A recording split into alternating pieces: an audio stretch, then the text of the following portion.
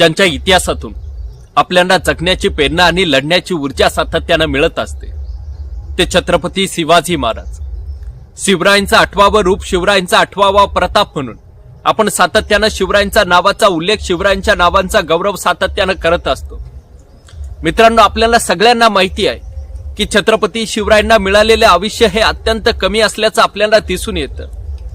19 February 1630 किल्ले शिवनेरीवर छत्रपती शिवरायांचा जन्म होतो, तर 3 एप्रिल 1680 स्वराज्याची राजधानी असणाऱ्या किल्ले रायगडावर छत्रपती शिवरायांचं निधन होतं।